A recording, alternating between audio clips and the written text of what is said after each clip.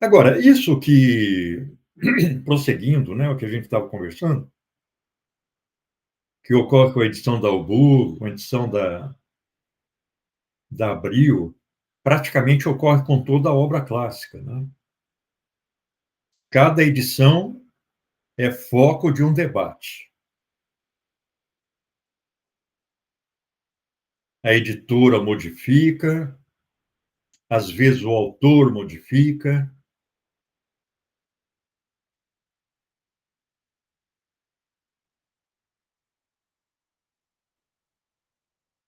Agora eu estou achando, inusitada a política da Ubu, porque eles estão falando o seguinte: "Nós estamos vendendo uma edição de maior custo, inclusive essa edição de luxo, né, para recuperar o dinheiro investido em 3 anos aí de trabalho", porque eles dizem que esse foi o maior empreendimento editorial deles. Assim que eles recuperarem o que investiram na edição do Capital, a intenção deles é publicar uma edição barata.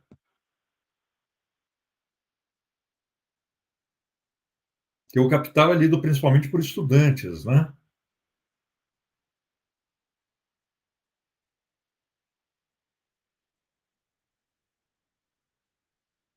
A gente estava começando a conversar, Pamela, um pouco antes de você chegar, e antes de começarmos a falar sobre a edição da Ubu,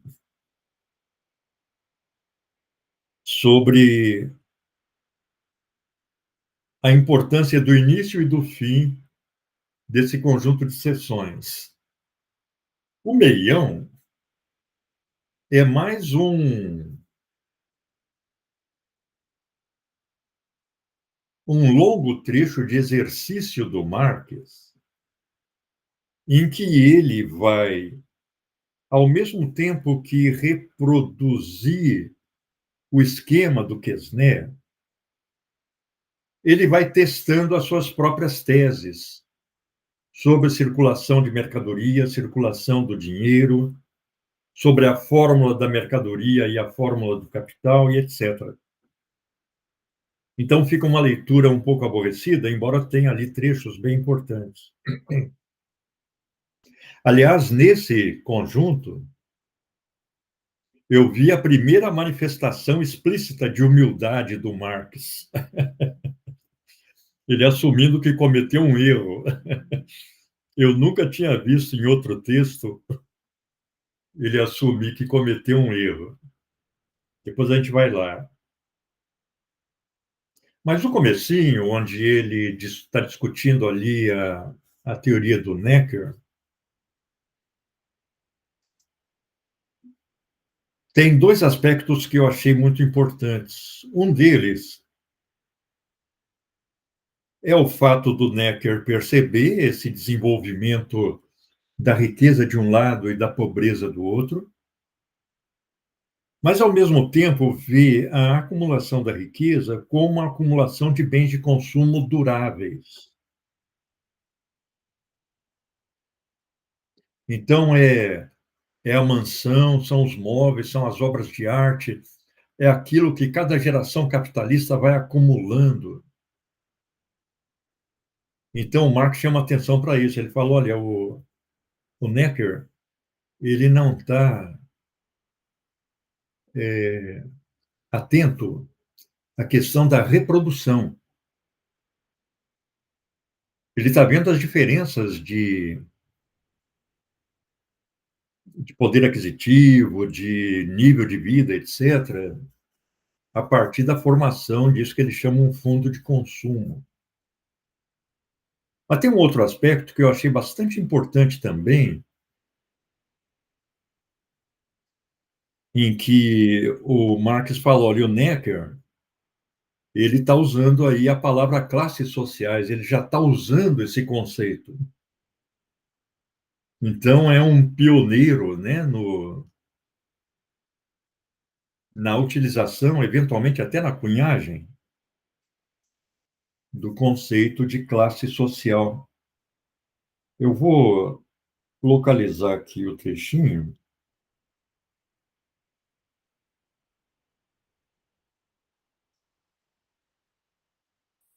E a questão também é que ele conseguiu, de acordo com o Marx ali, né, conseguiu identificar o acúmulo de riqueza com o trabalho excedente, né, ainda que de forma muito engatinhando ainda.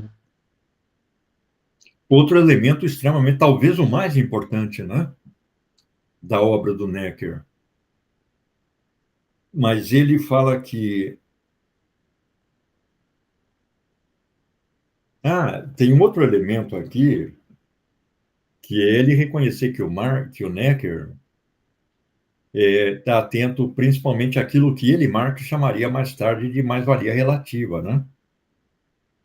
Aí na página 289, no meio da página, ele fala: o importante é que Necker, em suma, derivou do trabalho excedente a riqueza das classes que não trabalham, lucro e renda da terra.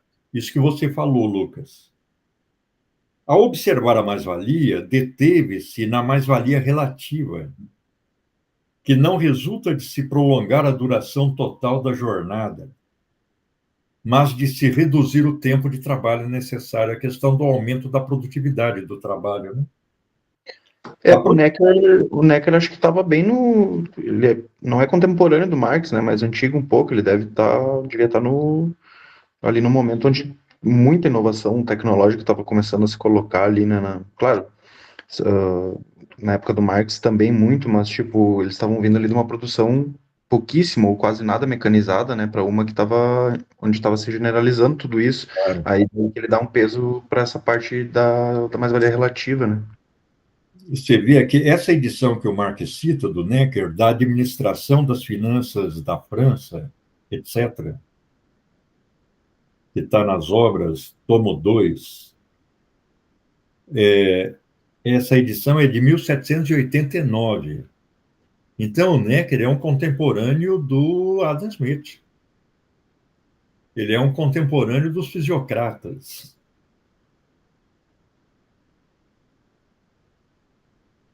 Você vê que logo à frente ele fala,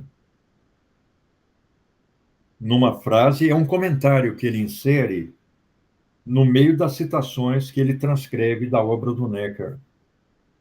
Ele fala, já é nítida a contradição das duas classes, ele põe isso em itálico, como classes. Ele põe isso em itálico também.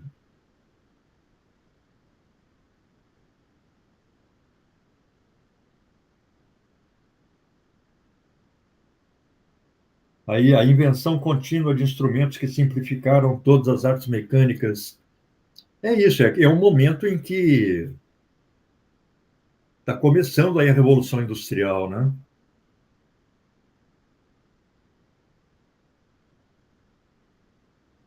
É, mais para frente tem uma citação dele que o Marx coloca ali onde ele coloca o artesão ou o lavrador em oposição ao proprietário, né? Aí ele fala, ele usa justamente o termo conflito de interesses, né? Ele já começa a perceber que as classes estão ali em jogo, não é por não é, enfim, como os outros economistas pareciam fazer, tipo, considerar simplesmente que aquelas classes existem por condições naturais ou enfim, né? A sociedade nasceu assim ou algo do tipo, né? Que ele consegue ver que, tipo, essas classes elas estão em disputa permanente, né? Tipo, um pouco antes ainda tem uma citação onde ele fala que pro essas ele tem essa aqui a classe cuja sorte está estabelecida por efeito das leis sociais, vivendo o próprio trabalho, são forçados a se contentar, estão submetidos à lei imperativa dos proprietários. Já consegue ver que tipo, existe um poder, um certo poder político ali envolvido, ainda que não aprofundando essa ideia, né? Mas daí que talvez o Marx tenha percebido essa porque é brilhante para a época, assim, né? Ele ter conseguido colocar isso em uma forma de uma ideia. Ainda mais considerando que a teoria política burguesa que se desenvolvia na época, talvez Rousseau seja um divisor de águas, porque o Rousseau ele já começa a transitar para a questão das classes sociais, fundava todo o seu argumento no indivíduo, nos indivíduos iguais. A classe social está ausente das teorias políticas desenvolvidas nos séculos XVII e XVIII.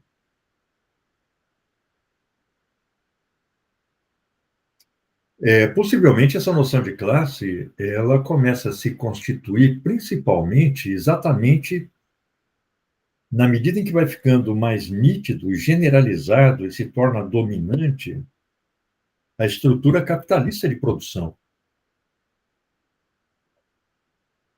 em oposição ao individualismo artesanal, né? Organizado em corporações.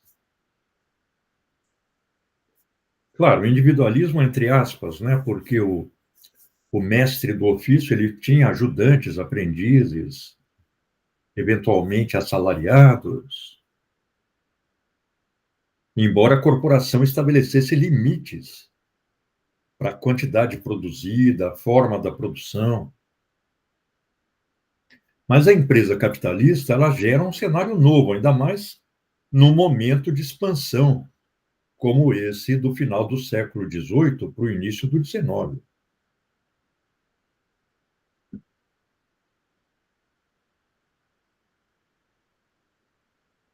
Agora, você vê que aí no capítulo 6, a digressão, ele começa com o quadro econômico, o tableau économique do Quesnay, e aí ele vai expondo esse quadro,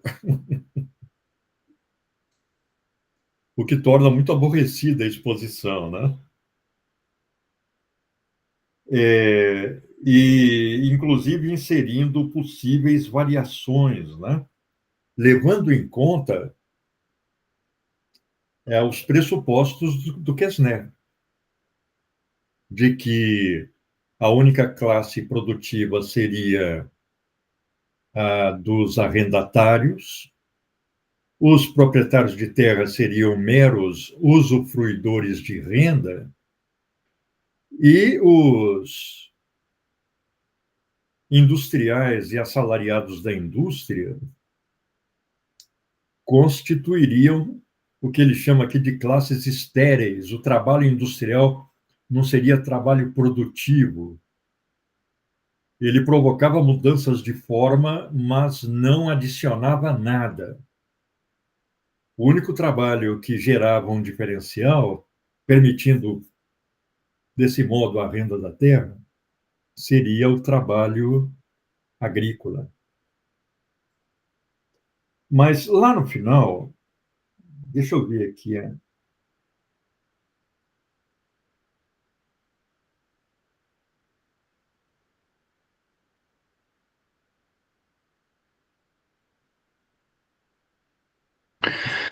Teve uma outra coisa que eu achei legal dessa parte do Quesnay aí, que é aquele diálogo ali imaginário que o Marx faz entre um trabalhador e o empresário, né? Aí onde ele vai questionar essa ideia do risco e tal. Achei muito interessante, porque ainda é um debate bem. Quando se debate a nível superficial, assim, a sociedade e tudo mais, a justificação do capitalismo é parte disso aí, né? Do tipo, bah, o capitalista se arriscou, ele pagou a força de trabalho antes mesmo de saber se venderia, se teria lucro, então, porra, faz sentido, né? E o Marx aí, ele já construiu todo um teatro ali, uma cena teatral para trabalhar essa ideia. Achei muito interessante essa parte. Tanto esse trecho, onde ele fala do risco como ideologia da remuneração do capitalista, do lucro, né? Quanto aquele em que se desenvolve uma teoria do capital como uma partilha do produto entre os trabalhadores e o empresário. Particularmente essa segunda formulação, o Marx desenvolve no Capital, embora muito de passagem, muito rapidamente. criticando, ele faz a mesma crítica que ele faz aqui. Vamos lembrar que essa ideologia do risco, se cabe a expressão, já aparece na riqueza das nações do Adam Smith. Quer dizer, o Adam Smith ele chama de especulação o investimento em algo que cujo retorno não está claro. Então, é um empreendimento em que o capitalista poderá ter lucro ou não, às vezes utilizando tecnologia de novo tipo, e essa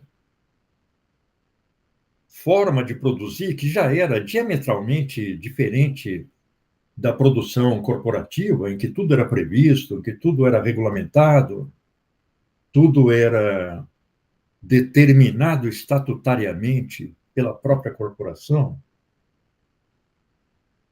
era chamado pelo Adam Smith de especulação. Quer dizer, você desencadeia um processo produtivo em que a forma de produzir está sendo experimentada, o produto você não sabe se vai vender. Então, existe um elemento de incógnita no sucesso do empreendimento. É o risco, que ele chamava de especulação. Então, o uso da palavra dele tem um sentido muito diferente da palavra especulação hoje, né?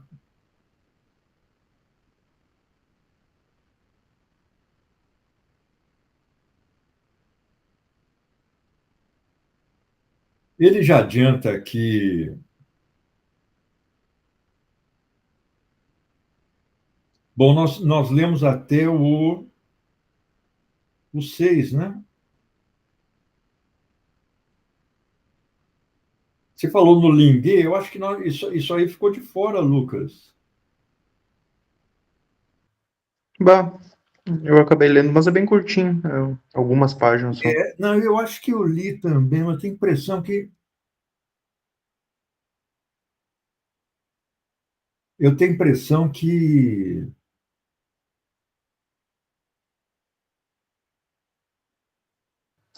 Talvez eu tenha feito alguma confusão com essas mudanças de data que a gente teve. Eu acabei me perdendo um pouco, não, talvez. mas eu também, né? A confusão pode ter sido minha. Deixa eu dar uma checada aqui.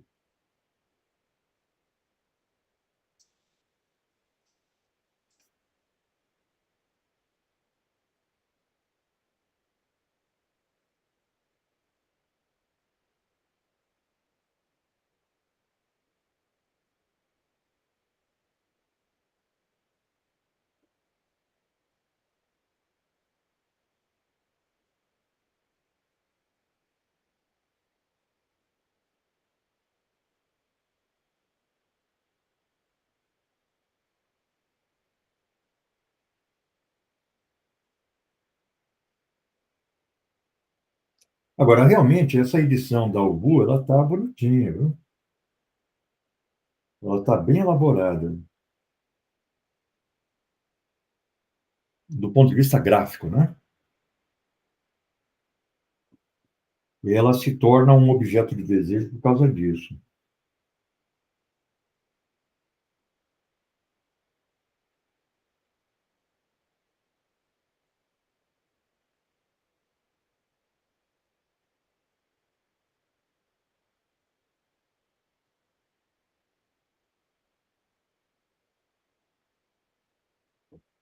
Deixa eu ver aqui.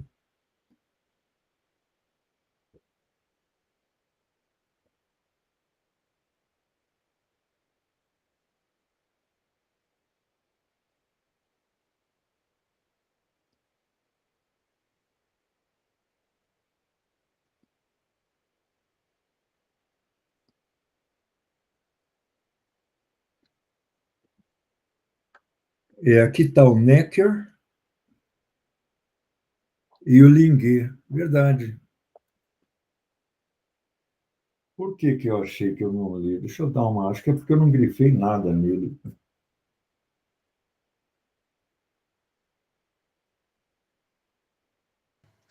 Na verdade, não tem muita contribuição, assim, mas eu achei curioso por conta do. Ele mesmo explica ali no começo, né, que tipo, ele não trata dos socialistas, né, na revisão teórica ali e tudo mais, mas, mas daí ele vai. Daí ele coloca que o Ling ele não é um socialista, ele é, antes de tudo, um reacionário. Aí eu já fiquei pensando, bah, que tipo de ideia que esse mano vai falar sobre a liberdade do trabalhador, né? Que é o título da sessão. E aí me surpreendi que é um argumento que eu já vi sendo reproduzido por socialistas, assim, não faz muito tempo, assim, tipo, em debates. Claro, não é mais um argumento, uma ferramenta retórica, assim, para exagerar um pouco o debate, né? E apontar uma contradição. Mas esse debate de que o trabalhador assalariado, em certos aspectos, seria estaria numa situação pior do que a de um escravo, né? Porque não tem, não tem garantido nem o. Se você é demitido hoje, tu não tem onde cair morto, tal, tu vai parar na rua. Agora o escravo ainda estava umbilicalmente ligado à terra e ao senhor, né? E é um argumento que eu tenho visto ser reproduzido, assim, por alguns socialistas até. E daí achei curioso que, tipo, quando eu via o título da sessão, né?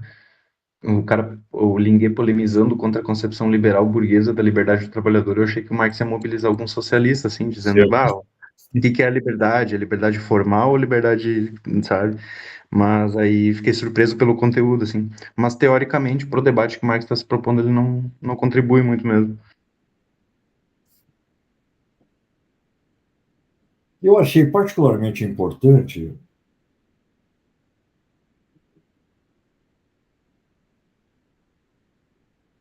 o elogio que ele faz do Quesnel um pouco antes. Mas acho que eu deixei o Linguet de lado mesmo, viu? Vou dar uma repassada nele.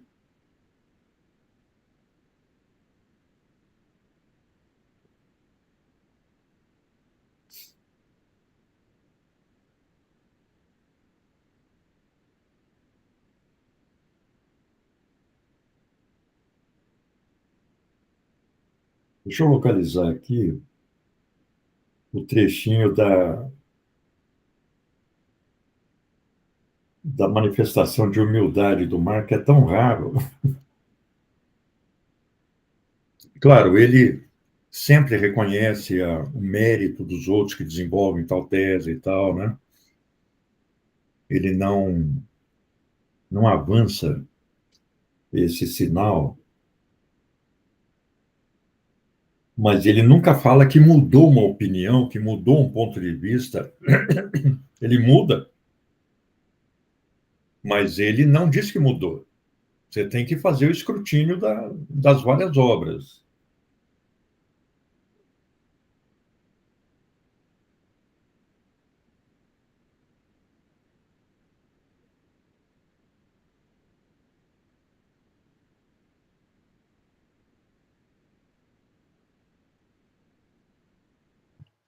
Eu não me lembro onde que era essa parte, era no segundo, né? No É um trecho em que ele está dizendo o seguinte: a fórmula DMD não necessariamente vai ser uma fórmula do capital, não necessariamente vai ser dinheiro, mercadoria, dinheiro acrescido de um delta, que é a mais-valia. Por quê? No fluxo das compras e vendas realizadas pelo próprio trabalhador, ele pode vender a sua força de trabalho, então, é, ele transforma a mercadoria em dinheiro. Esse dinheiro ele transforma em mercadoria, que é o alimento, é a roupa, etc., etc., para reproduzir a sua força de trabalho e poder vendê-la de novo e obter novamente o D.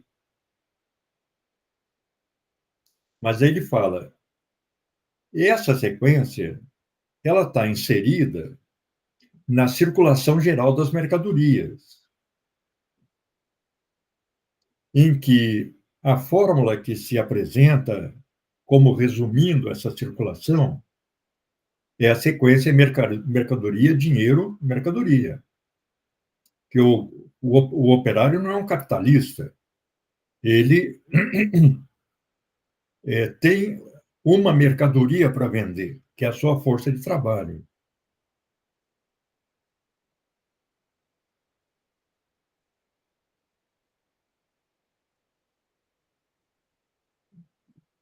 Deixa eu achar o trechinho aqui. Eu não estou achando, eu grifei e me surpreendeu tanto.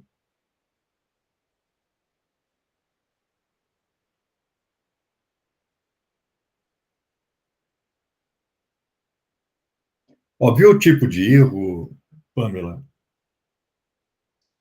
que uma revisão não consegue detectar. A penúltima frase, aí da página 299, em que ele fala: isso decorre da natureza peculiar daquela mercadoria que ele compra e, na realidade, só é fornecida depois de consumida. Eu falei, pô, mas como é que é isso? Mercadoria fornecida depois de consumida. Eu não consegui compreender essa afirmação, aí eu fui lá na edição alemã e, na verdade, na edição alemã, tá. Isso decorre da natureza peculiar daquela mercadoria que ele compra e, na realidade, é,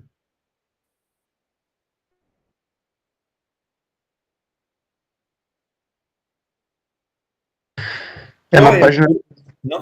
só para completar, Lucas, só é fornecida na medida em que é consumida. Claro, o trabalhador está fornecendo a força de trabalho e, ao mesmo tempo, o capitalista está consumindo, né? Aí faz sentido. Fala, Lucas, perdão. Não, é no começo da 307, que ele fala: estava eu, portanto, errado ao dizer, na parte primeira, que a forma DMD tem de ser em tudo igual a DMD É linha. exatamente isso mesmo. É isso. É que eu estou com uma rolagem vertical de página aqui na minha leitura, e aí os começos de página se fundem com os finais de página, né? Então ele está dizendo, estava eu, portanto, errado. É a primeira vez que eu vejo o Marx falar isso. Talvez seja a única em que ele falou isso. Ao dizer na parte primeira que a forma DMD tem de ser em tudo igual a DMD'. Pode exprimir a mera forma de o dinheiro refluir, como ali mesmo já indiquei, ao explicar a rotação do dinheiro voltando ao ponto de partida, pela circunstância de o comprador tornar-se, por sua vez, vendedor.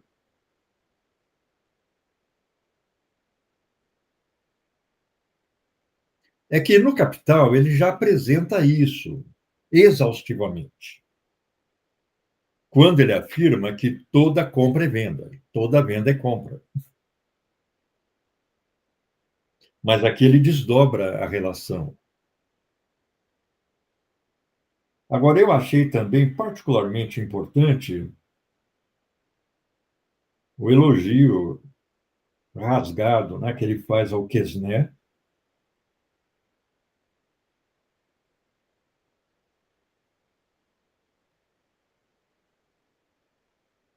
localizar aqui, é lá no finalzinho do capítulo 6,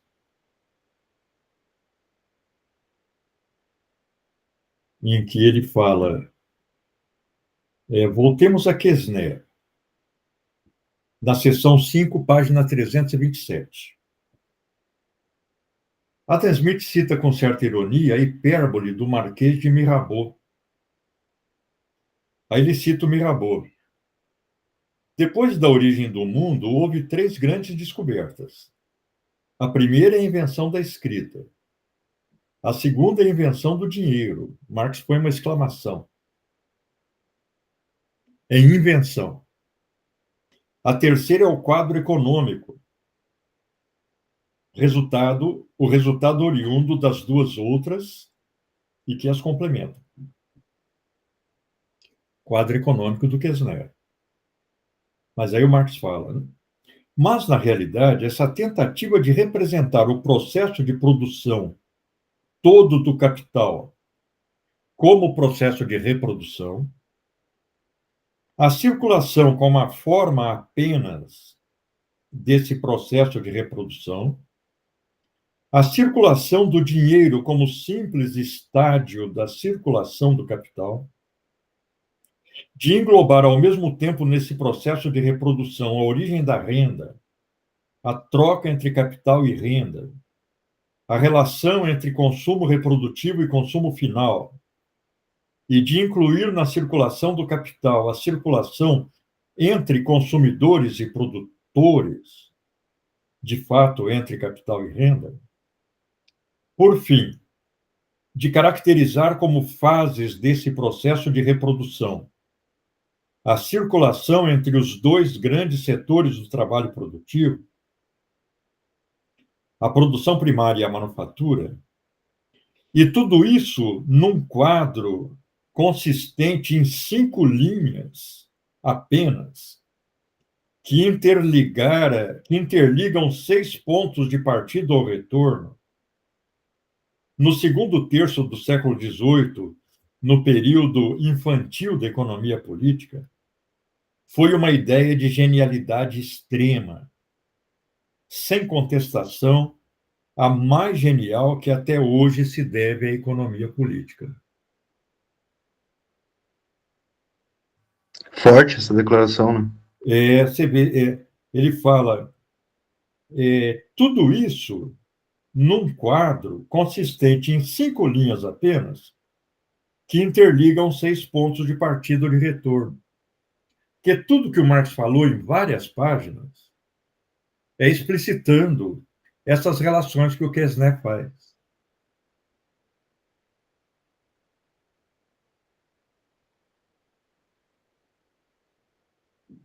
Claro, o Marx é um crítico do Kessner, critica as limitações, os pressupostos, né? Mas ele fala, ainda que com pressupostos falsos, ele desenvolve um modelo de reprodução que é genial.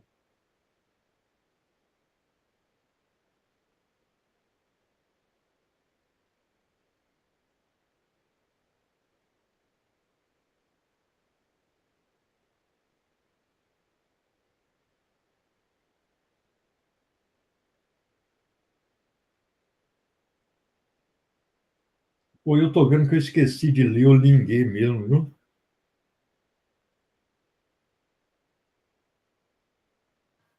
A próxima a gente começa com ele. Vai ficar para a próxima.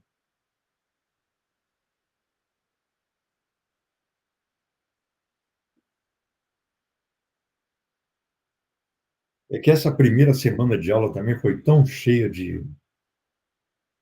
Agora a poeira está sentando, aí dá para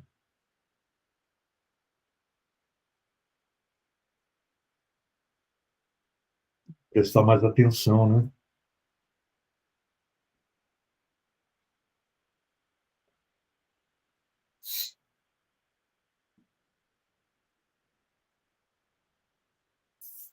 Tem uns trechos ali em que ele fala dos bilhetes de banco,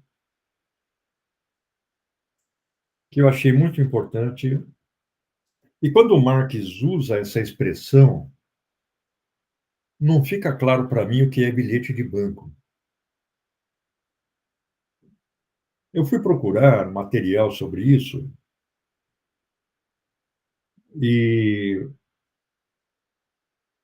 o que eu consegui foi uma forma de se substituir por um recibo em papel a circulação do ouro. Possivelmente isso esteja na base do nascimento do papel moeda, porque o comerciante ou industrial, ele depositava o ouro dele num banco e o banco dava um recibo digno de crédito, equivalente à quantia de ouro que ele tinha lá. Porque, claro, a circulação do ouro, ela é pesada, ela se desgasta, ela pode ser perdida, ela pode ser assaltada, ela pode naufragar com o navio.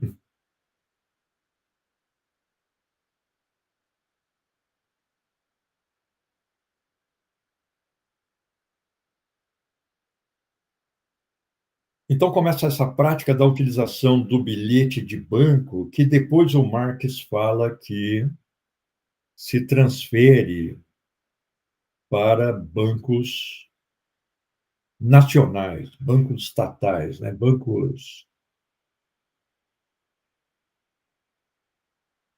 Mas nesse estágio da argumentação, são bancos privados que estão emitindo esses bilhetes de banco. Não fica claro. E mesmo no livro 3, onde ele desenvolve mais sobre isso, não fica claro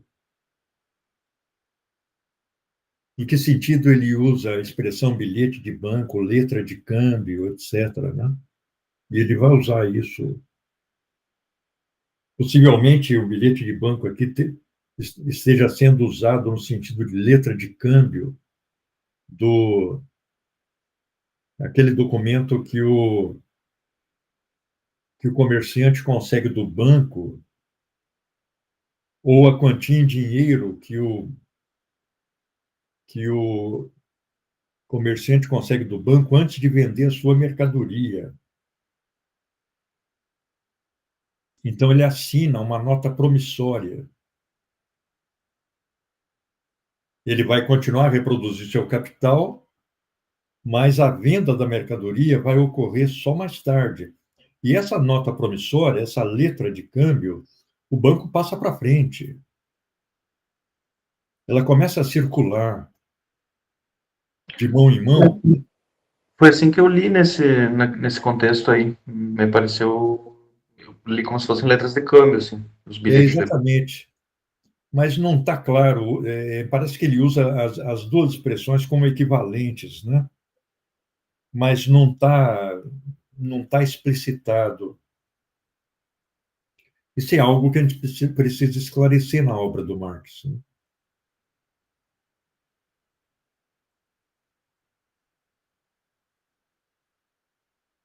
Porque você vê que ele fala aí no bilhete de banco uma antecipação da receita, né? Uma antecipação da venda da mercadoria.